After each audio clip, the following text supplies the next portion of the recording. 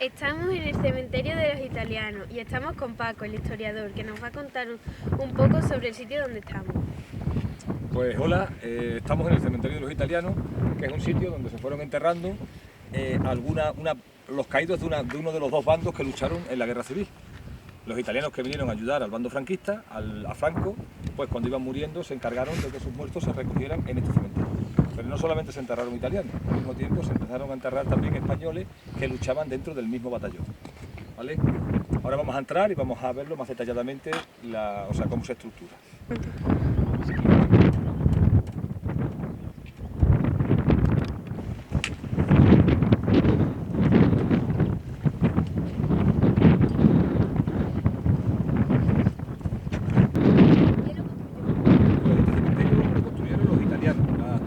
Que luchaba con Franco en el año 1937, después de una fuerte ofensiva que hubo en la Sierra de Argallés, caído de ese bando, y entonces se propuso hacer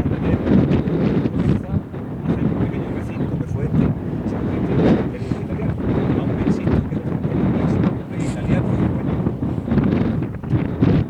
¿Qué significa el número? En las tumbas, en las placas que quedaron de los italianos, que es una de las cosas que más cementerio, aparece un número romano, que es el número 15.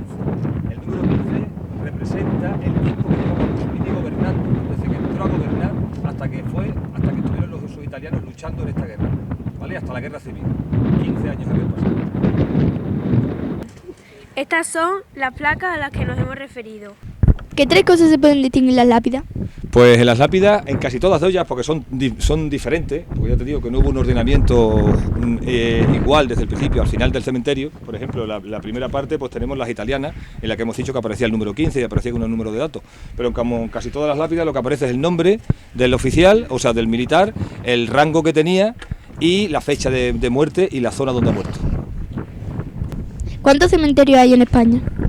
Vamos a ver, cementerios militares y de italianos en España, no te puedo decir el número total de los que haya. En Extremadura es el único. Me consta, ¿sabes?, que en España hay algunos sitios de enterramientos militares en el que se hicieron el mismo tratamiento que aquí. Y después lo que está claro es que de todos estos sitios se recuperaron esos cuerpos y se juntaron todos en San Antonio de Padua, en Zaragoza, ¿vale? Lo que sí puedo deciros es que este es único en Extremadura. ¿Cuántos soldados hay en esta fosa? En la fosa, después de la excavación arqueológica, se hicieron una serie de catas en la que se hizo se llegó al nivel de los cuerpos en el principio, en medio y al final. Nos dimos cuenta que en el principio los enterramientos, aunque lo llamamos fosa, no es una fosa al uso, porque en la primera parte iban enterrados con caja y perfectamente ordenados. En la segunda parte, hasta la mitad o por ahí llegaban las cajas, y de ahí hasta la parte de arriba ya iban cuerpos sin caja. Entonces, como iban más o menos colocados a la misma distancia, se hizo una estimación y calculamos que hay unos 60 cuerpos. Bueno, pues después de haber conocido cosas del cementerio, llega la hora de conocer el museo. En él podemos contemplar objetos, sitios recreados e información de la guerra, y cómo se vivía en esos duros tiempos de guerra y posguerra. ¿Cuándo entró el ejército franquista en Campillo? El ejército franquista entró en Campillo en octubre del 36. La primera constancia que tenemos de la ocupación franquista fue en esa fecha, octubre del 36. ¿Qué bando se quedó después de que vinieran los franquistas? Pues como en toda guerra, una vez los franquistas ocuparon la población, ya lo mantuvieron en su poder durante toda la contienda. No volvieron a perderlo, aunque hubo una campaña que fue la última batalla, la batalla de Valsequillo, en la que sí la República que quería volver a haber tomado esta zona, pero no fueron capaces. ¿Por qué se hicieron el cementerio y el hospital? Pues porque el frente se quedó estable, o sea, hubo un momento en que esto dejó de interesar a las tropas franquistas iban avanzando hacia Madrid, subieron paralelo a esta zona, subieron por la parte pegada a la frontera portuguesa, pero esta parte se quedó un poco olvidada. Entonces el frente se quedó estable y durante todo ese tiempo estuvieron aquí activos, por lo tanto necesitaron un cementerio y necesitaron un hospital, porque no fue un frente fugaz, sino un frente en el que se estuvo estable desde el 36 hasta el 39. ¿Qué países ayudaron a cada bando? Pues al bando franquista los ayudaron en lo que eran los fascios que había en Europa en ese momento, que eran desde Portugal, que eran los sitios totalitarios, lo que eran las dictaduras que había por Europa, Portugal, Italia y Alemania. Y al bando republicano, pues bueno, una amalgama de brigadas internacionales que vinieron a luchar con la República, ingleses, polacos, desde Estados Unidos, franceses, todos los que tenían un sentimiento más de izquierdas y veían que como la República estaba siendo arrasada por el fascismo, pues vinieron a echar un cable. ¿Cuáles eran los mapas con los que sabían dónde iban a luchar y dónde...? Pues con respecto a los mapas es algo curioso porque se llamó esta guerra la guerra de la guía Michelin porque el bando franquista carecía de cartógrafos. Entonces, en un principio, hasta que ya hicieron ellos su red de mapas, luchaban y se iban moviendo con la guía de carreteras Michelin y por eso se hace esa referencia a esa guía. Pero bueno, la parte republicana sí tenía sus cartógrafos y estaba todo muy bien delimitado y muy bien dibujado en esos mapas. ¿Y cuántos años hace de la guerra? Pues terminó en el 36, hasta ahora 80, en torno a 80 años, no sé exactamente el número, pero en torno a 80 años. ¿Cuál es el objeto más antiguo de todo el museo? En antigüedad no sé exactamente cuál es el objeto más antiguo, o sea, los objetos que tenemos aquí son todos de lo que es la guerra y todos tienen en torno, pues eso, 80 a 100 años aproximadamente. ¿De qué se alimentaban? La alimentación del soldado es una de las partes más importantes que tiene lo que es un ejército. Nosotros siempre pensamos en el ejército desde el punto de vista meramente militar, pero para que un soldado sea operativo necesita fuerza y necesita estar sano. Entonces, tanto la parte de lo que son las curas, lo que es la parte de lo que es los puestos de socorro y la alimentación son esenciales. ¿Qué pasaba? Que tanto un bando como otro, pues hay veces que tenían más disposición de alimento y otras veces menos. Se alimentaban principalmente de lo que era alimentación enlatada, la lata. Como algunos de las vitrinas representan, veis como los mataderos y todo esto se reconvertían en sitios de enlatado y toda esa carne iba al soldado.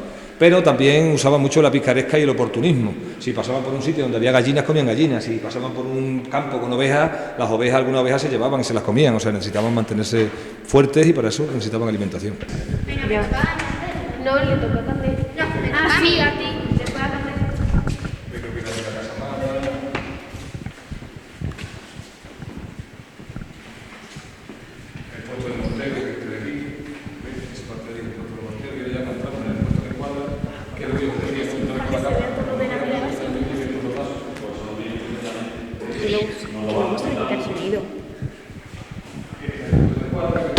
Toca.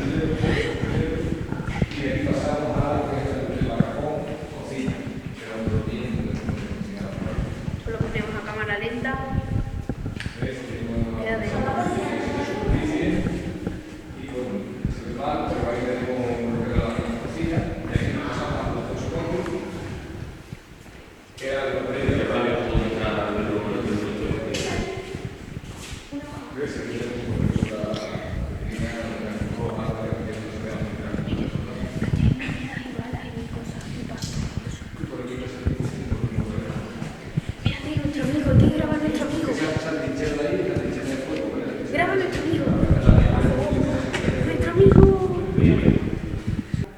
¿Cuáles son las cosas más importantes que no nos podemos perder del museo?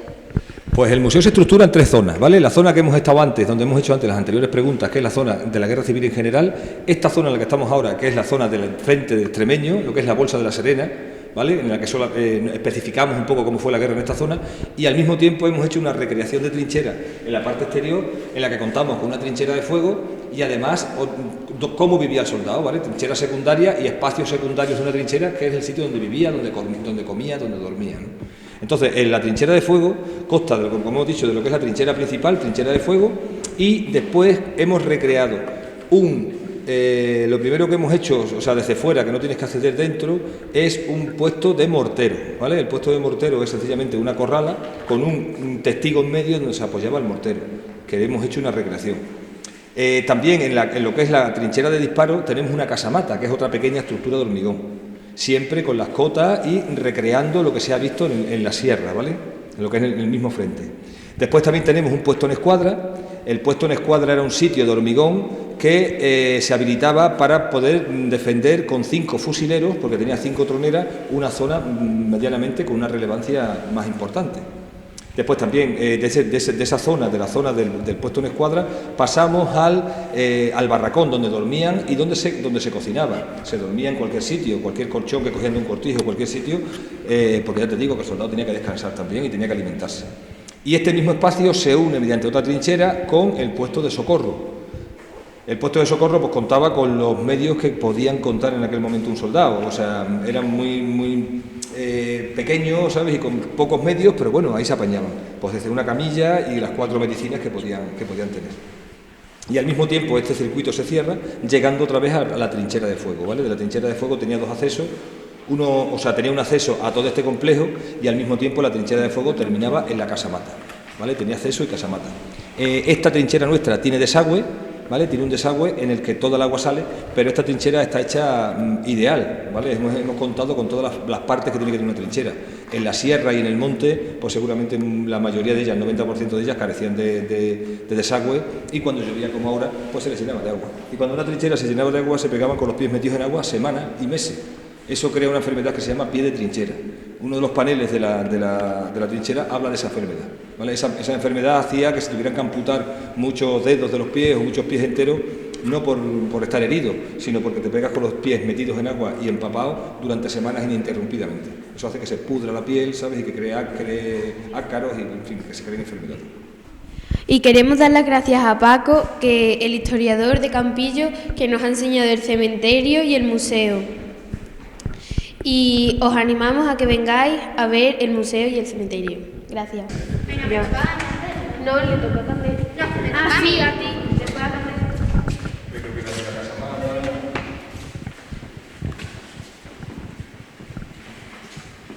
El puesto de mortero, que esté de aquí, esa parte de ahí, el puesto de mortero, y ya entramos en el puesto de escuadra, que es lo que yo quería juntar con la cámara. Que luego se le quita el sonido. Toca.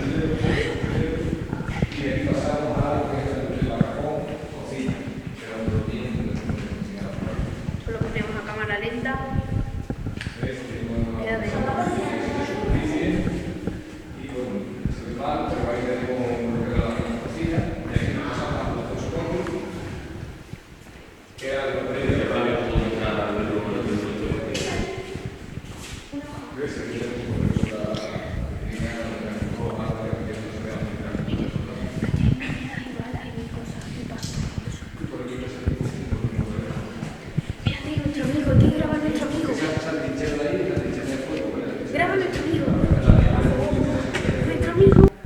¿Cuáles son las cosas más importantes que no nos podemos perder del museo?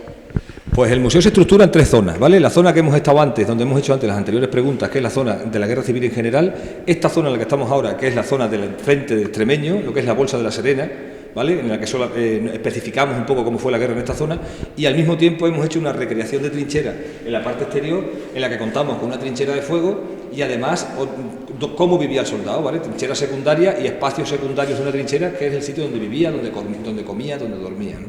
Entonces, en la trinchera de fuego consta, como hemos dicho, de lo que es la trinchera principal, trinchera de fuego, y después hemos recreado lo primero que hemos hecho, o sea, desde fuera, que no tienes que acceder dentro, es un puesto de mortero, ¿vale? El puesto de mortero es sencillamente una corrala con un testigo en medio donde se apoyaba el mortero, que hemos hecho una recreación. También en lo que es la trinchera de disparo tenemos una casamata, que es otra pequeña estructura de hormigón, siempre con las cotas y recreando lo que se ha visto en la sierra, ¿vale? En lo que es el mismo frente. Después también tenemos un puesto en escuadra. El puesto en escuadra era un sitio de hormigón que se habilitaba para poder defender con 5 fusileros, porque tenía 5 troneras, una zona medianamente con una relevancia más importante. Después también de esa zona, de la zona del puesto en escuadra, pasamos al barracón donde dormían y donde se cocinaba. Se dormía en cualquier sitio, cualquier colchón que cogían de un cortijo, cualquier sitio, porque ya te digo que el soldado tenía que descansar también y tenía que alimentarse. Y este mismo espacio se une mediante otra trinchera con el puesto de socorro. El puesto de socorro pues contaba con los medios que podían contar en aquel momento un soldado, o sea, eran muy pequeños, ¿sabes? Y con pocos medios, pero bueno, ahí se apañaban, pues desde una camilla y las 4 medicinas que podían tener. Y al mismo tiempo este circuito se cierra, llegando otra vez a la trinchera de fuego, ¿vale? De la trinchera de fuego tenía 2 accesos, tenía un acceso a todo este complejo y al mismo tiempo la trinchera de fuego terminaba en la casamata, ¿vale? Tenía acceso y casamata. Esta trinchera nuestra tiene desagüe, ¿vale? Tiene un desagüe en el que toda el agua sale, pero esta trinchera está hecha ideal, ¿vale? Hemos contado con todas las partes que tiene que tener una trinchera. En la sierra y en el monte, pues seguramente la mayoría de ellas, el 90% de ellas, carecían de desagüe, y cuando llovía como ahora, pues se les llenaba de agua. Y cuando una trinchera se llenaba de agua, se pegaban con los pies metidos en agua semanas y meses. Eso crea una enfermedad que se llama pie de trinchera. Uno de los paneles de la trinchera habla de esa enfermedad, ¿vale? Esa enfermedad hacía que se tuvieran que amputar muchos dedos de los pies o muchos pies enteros, no por estar herido, sino porque te pegas con los pies metidos en agua y empapados durante semanas ininterrumpidamente. Eso hace que se pudra la piel, ¿sabes? Y que cree ácaros y, en fin, que se creen enfermedades. Y queremos dar las gracias a Paco, que el historiador de Campillo, que nos ha enseñado el cementerio y el museo. Y os animamos a que vengáis a ver el museo y el cementerio. Gracias.